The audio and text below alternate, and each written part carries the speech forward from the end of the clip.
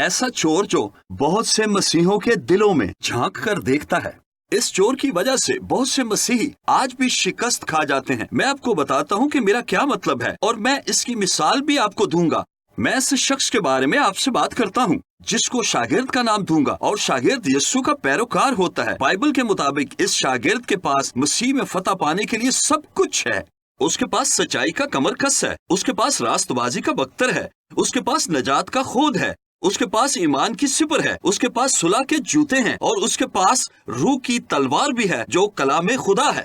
شاگرد کے پاس فاتح ہونے کے لیے جو کچھ بھی ہونا چاہیے وہ اس کے پاس ہے. اور آپ جانتے ہیں کہ ایک دشمن ہے، اور دشمن جانتا ہے کہ میں شاگرد کے ہتھیاروں کا مقابلہ نہیں کر سکتا. وہ جانتا ہے کہ یہ ناممکن ہے. تو پھر دشمن کیا کرتا ہے؟ اس کا ایک جرنل ہے، اور یہ جرنیل مصروفیات کہلاتا ہے.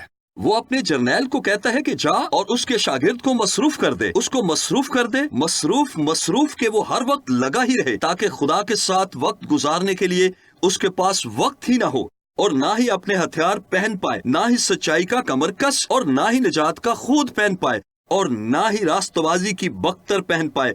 بس اس کو ایسا مصروف کر دو. اور یہی وجہ ہے کہ دنیا بھر میں بہت سے مسیحی شکست خوردہ ہیں.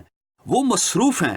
ہم اچھے کام کرنے میں بہت مصروف ہو جاتے ہیں. ضروری نہیں کہ برے کام ہی کر رہے ہوں، بعض اوقات اچھے کام بھی کر رہے ہوتے ہیں کہ ہمارے پاس باقی سب کچھ کرنے کے لیے وقت ہوتا ہے مگر خدا کے لیے نہیں.